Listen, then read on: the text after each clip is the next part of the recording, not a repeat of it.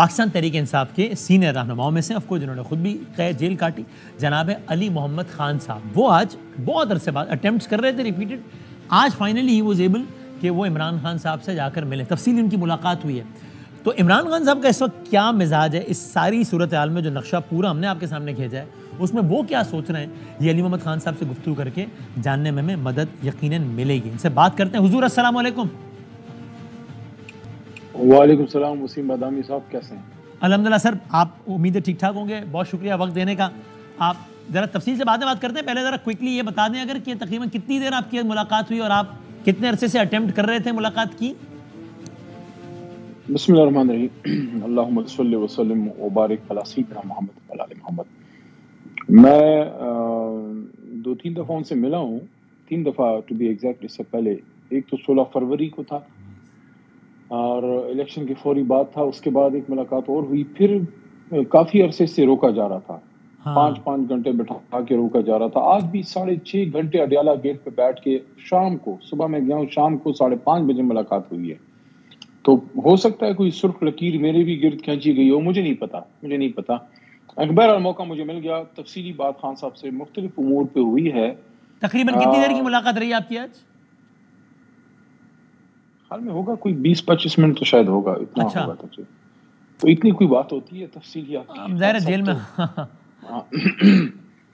میرے خیال میں بہت سی چیزیں ہیں، آپ نے خیر کافی ساری چیزوں کا احاطہ کیا ہے۔ ایک چیز کا میں ذکر کرنا چاہوں گا، جو ایک تو واقعاتی ہے، اس پہ ایک بات ہو جائے، پھر جو پولیٹیکل ایک امپورٹنٹ ڈیولپمنٹ ہے اس پہ میں بات کرنا چاہوں گا۔ اچھا ایسا ایک ایک کر کے چلتے ہیں نا، آپ بھی سے بات کرنا ضرور کیجیے گا، میں پریسائز کر دیتا ہوں تاکہ ڈسکشن ذرا کسی ایک سمت میں جائے۔ سب سے اہم بات مذاکرات کے حوالے سے ہے نا، ہم مسلسل مہمانوں سے پوچھ رہے ہیں کل بھی کہ بھائی جو بات وہاں سے آئی تھی کہ معافی مانگیں، اس کے علاوہ اور کوئی چارہ نہیں ہے، اور یہ وہ، اور پی ٹی آئی نے کہا ہم نے 3 لوگ نامزد کر دیے، عمران خان صاحب نے کہ اسٹیبلشمنٹ چاہے تو ان سے بات کر لیں، اسد کیسر صاحب نے کہا کہ نہیں ابھی اس پر فائنل اسٹیٹمنٹ آئے گا۔ پر عمران خان صاحب کیا کہتے ہیں، بات چیت ہو سکتی ہے کہ نہیں ہو سکتی، اور ہونی ہے تو کیا صرف فوج سے ہی ہونی ہے یا سیاسی جماعتوں سے بھی؟ میں پہلے تو روح صاحب پہ بات کرنا جی ضرور کیجیے۔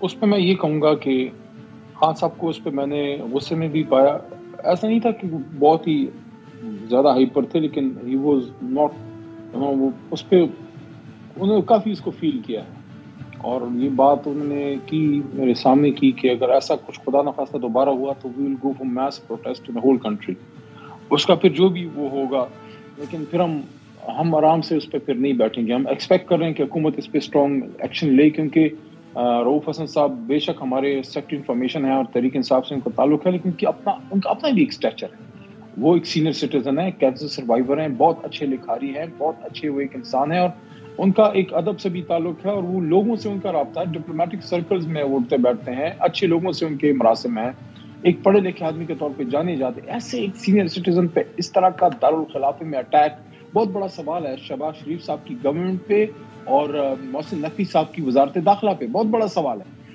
باقی جو پولیٹیکل ایک میں سمجھتا ہوں سب سے مجھے ایک امپورٹنٹ چیز لگی، ایک تو آگے کے لائحہ عمل کے حوالے سے اور دوسرا مینڈیٹ کے حوالے سے۔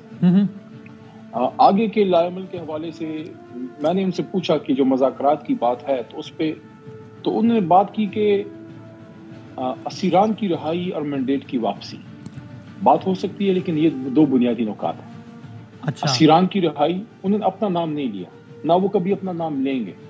اسیران کی رہائی اور مینڈیٹ کی واپسی، تو یہ وہی 2 بنیادی نکات ہیں جو ہم تقریباً 1 مہینے سے سامنے رکھ رہے ہیں۔ میں تو تقریباً ہر پروگرام میں رکھ رہا ہوں کہ ان 2 چیزوں پر بات ہو سکتی ہے کہ جو ہمارے لوگ قید ہیں ان کی رہائی اور ہمارا مینڈیٹ واپس۔ یہ جب 2 بنیادی مسائل پہ جب بات ہوگی، اس کا حل نکلے گا، اس کے بعد آپ دنیا کے ہر معاملے پہ ہم نے بات کرنی ہے، کیونکہ پارلیمنٹ ہے اس لیے، اس سے جو کسان کا مسئلہ ہے، پانی کا مسئلہ ہے، یہ الیکٹریسٹی کا آپ دیکھ لیں، IMF کے معاملات ہیں، 100 مسئلے ہیں آپ کے، لیکن اصل ایشو کیا ہے کہ عمران خان صاحب، خان صاحب نے خود اپنا نام نہیں لیا لیکن میں لیتا ہوں کہ عمران خان صاحب کی اور اسیران کی رہائی، میں اس کو اس طرح ریفریز کر لیتا ہوں، اور ساتھ میں جو مینڈیٹ کی واپسی ہے اس پہ کیا ہوگا۔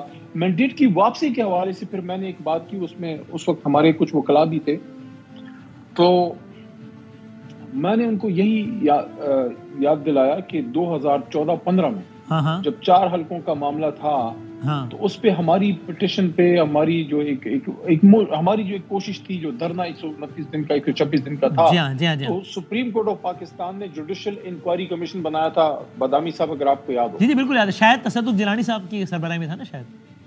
تو خان صاحب کو میں نے وہی یاد دلایا کہ ہماری پٹیشن موجود ہے سپریم کورٹ میں، مجھے نہیں لگتا کہ یہ ٹرائیبیونلز میں اس کا کوئی حل ہوگا. آنیسٹلی اسپیکنگ میں نے ان کو یہی کہا کہ ہائی کورٹ سے امید ہے، لیکن ہائی کورٹ اتنے بڑے پیمانے پہ جائے گا نہیں اس معاملے پہ. ٹھیک ہے. تو سپریم کورٹ میں ہماری پٹیشن موجود ہے. محترم چیف جسٹس صاحب سے یہی استدعا ہمارے سینئر وکلاء خاص کر حامد خان صاحب کو کرنی چاہیے کہ ہماری پٹیشن وہ اٹھائیں، اس پہ 184(3) کے ذریعے آپ جوڈیشل کمیشن بنائیں اور وہ انویسٹیگیٹ کرے. سپریم کورٹ کا فیصلہ سب کو پھر قابل قبول ہوگا، ایک آڈٹ ہو جائے. کیونکہ میں نے یہ بات ان کے سامنے بھی رکھی خان صاحب کے، اور یہ بات میں نے سپریم کورٹ میں جو ابھی نیب کا کیس ہوا تھا، آپ کو یاد ہوگا. جی جی نیب کا.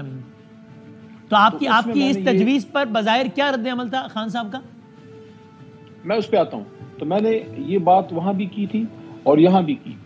سپریم کورٹ میں بھی جب میں نے گفتگو کی بار، تو میں نے چیف جسٹس صاحب کو احترام سے مخاطب کر کے ان کو یاد دلایا، اور آج خان صاحب کے سامنے بھی نقطہ رکھا کہ میں نے سپریم کورٹ میں یہ بات کی ہے. اور آج اڈیالہ میں باہر جا کے بھی پھر میں نے ریپیٹ کیا. وہ بات یہ تھی کہ چیف جسٹس صاحب آپ نے حکم دیا کہ 8 فروری کا الیکشن پتھر پہ لکیر ہے. سب نے اس کو سراہا، آپ نے مضبوط سٹینڈ لیا، لیکن کیا آپ کے اس حکم پہ امن و عمل ہوا ہے؟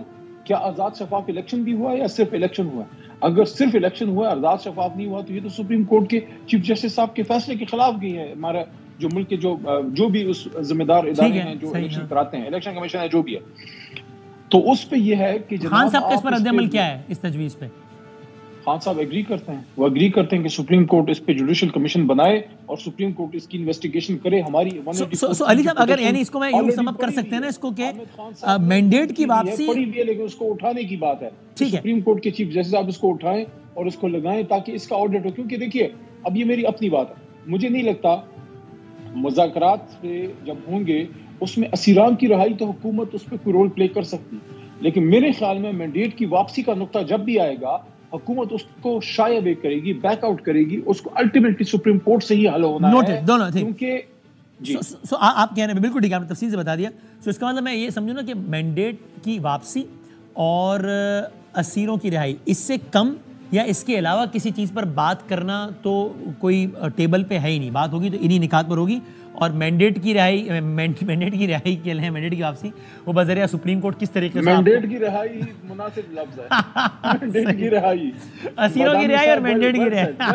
نو سر، ویل سر، مینڈیٹ کی رہائی. چلو یہ معصومانہ انداز میں ایک جملہ. رہا کرو. ہاں ٹھیک.